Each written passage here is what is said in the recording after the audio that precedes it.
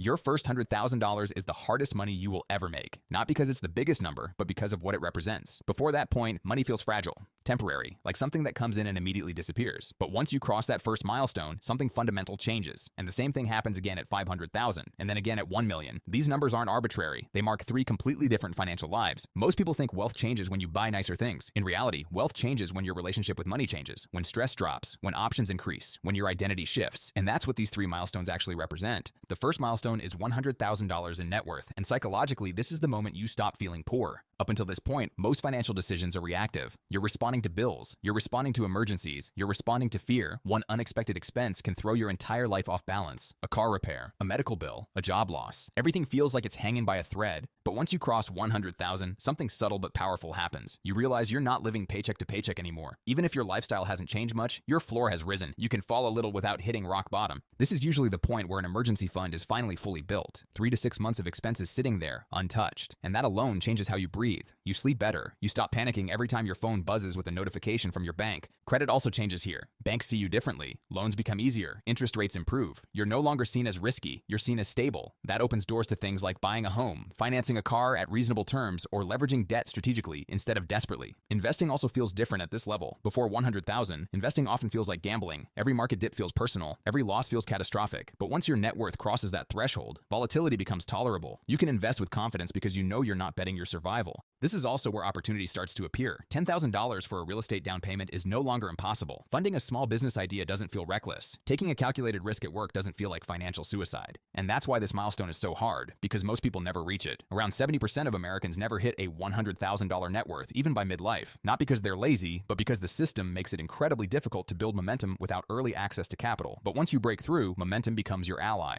The second milestone is $500,000, and this is where the game fundamentally changes from survival to strategy.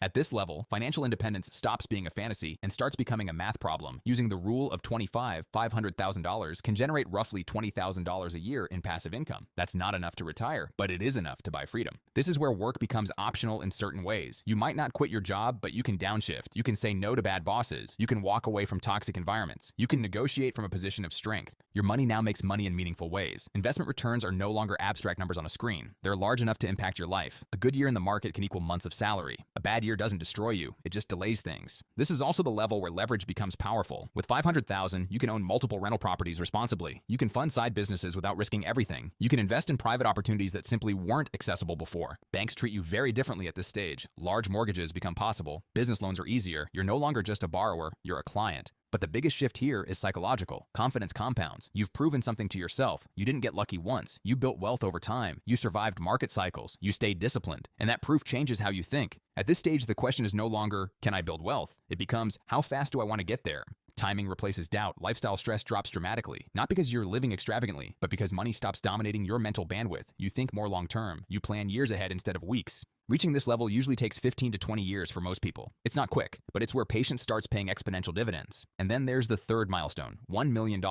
This is the number everyone talks about, and not because it makes you rich in the luxury sense, but because it changes your identity. At $1 million in net worth, wealth finally feels real, not fragile, not theoretical, real. Using the same rule of 25, $1 million can generate around $40,000 a year indefinitely. For many people, that's close to covering half of their annual expenses, and that's when early retirement becomes a conversation, not a dream. At this level, tax planning becomes critical. You're no longer just focused on returns. You're focused on efficiency. How much you keep matters more than how much you make. Asset location, tax-advantaged accounts, capital gain strategies. These become everyday considerations. Asset protection also becomes necessary. You start thinking about legal structures, insurance coverage, trusts, because you finally have something worth protecting. Socially, things shift too. Access changes. Opportunities appear that were invisible before. Investment syndicates, private equity deals, alternative assets. You may qualify as an accredited investor, unlocking markets most people never even know exist. But the most important change is internal. Your mindset shifts from accumulation to preservation, from hustle to sustainability, from how do I make more to how do I never lose this. This is where discipline becomes even more important than ambition, because the fastest way to fall from this level is overconfidence. Only about 20% of Americans ever reach this milestone, and those who do often realize something surprising. It doesn't magically solve happiness, but it does solve fear. What most people don't realize is that the space between these milestones is where nearly everyone gets stuck, not because they aren't capable, but because each stage demands a completely different mindset, and most people never update how they think about money as their net worth grows. Between 0 and 100,000, the enemy is chaos, inconsistent income, debt, emergencies, emotional spending. The goal here isn't optimization, it's stability. And yet, this is where people obsess over stock picking, crypto timing, or trying to get rich fast, when what they really need is boring consistency. This phase rewards discipline, not intelligence. But once people cross 100,000, many never make it to 500,000. And this is where a different enemy shows up: comfort. Life starts feeling manageable. The urgency fades. You finally exhale, and then you stall. Raises get absorbed into lifestyle inflation. Investments get conservative out of fear of losing what you've built. Risk tolerance collapses right when leverage should increase.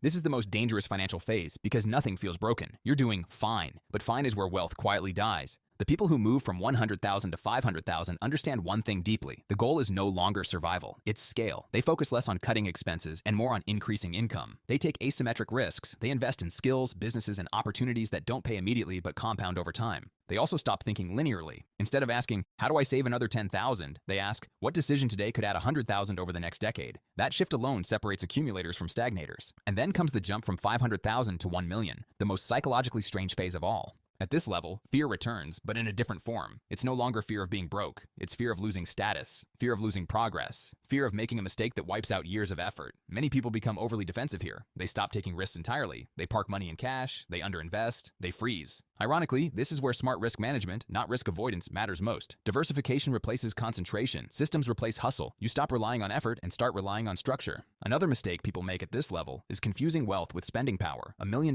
net worth doesn't mean $1 million in cash. And people who forget that often destroy their momentum by overextending. Bigger homes, bigger cars, bigger fixed costs, locking themselves into lifestyles that require continued high income. True financial freedom at this stage comes not from spending more, but from needing less. And this is where identity plays its biggest role. Because money is never just math, it's identity. At each milestone, you have to let go of an old version of yourself. To reach 100,000, you let go of the identity of someone who reacts to money. To reach 500,000, you let go of the identity of someone who plays it safe. To reach 1 million, you let go of the identity of someone who chases growth at all costs. Each transition requires emotional maturity, not just financial knowledge. Another overlooked aspect of these milestones is how they change your relationship with time. Early on, time feels like pressure. You feel behind, you feel rushed, every delay feels catastrophic. But as net worth grows, time becomes an asset instead of a threat. You can wait, you can be patient, you can let things play out. That shift alone improves decision-making dramatically. You stop forcing outcomes, you stop chasing trends, you stop reacting to noise. And yet, even at 1 million, the journey doesn't end, because wealth without purpose eventually feels hollow. Many people reach this milestone expecting happiness, only to realize that money solves problems, not meaning.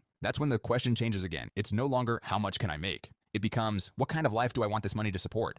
Some people answer with freedom, others with impact, others with legacy, but the ones who remain wealthy are the ones who give their money a job. Idle wealth stagnates. Directed wealth compounds, not just financially, but personally. The truth is, most financial advice fails because it treats everyone the same. But someone with $10,000 should not behave like someone with $1 million, and someone with $1 million should not behave like someone still trying to get there. Understanding which milestone you're approaching helps you filter advice. It tells you which voices to listen to and which to ignore, because the path to wealth isn't one road. It's 3 different roads with 3 different rules, 3 different dangers, and 3 different rewards. And once you see that clearly, progress stops feeling random. It becomes intentional. That's the real power of these milestones. Not the numbers themselves, but the clarity they give you about where you are and what game you're actually playing. You stop worrying about the future in existential terms. You stop seeing aging as a financial threat. You stop measuring your worth by your income. And when you step back and compare these 3 milestones, the pattern becomes clear. $100,000 buys you security. 500,000 buys you options. 1 million buys you freedom. Each stage is a different game, and most people struggle because they play the wrong game for where they are. Someone at 20 with a net worth of 20,000 shouldn't obsess over tax optimization. Someone at 500,000 shouldn't still be operating out of fear.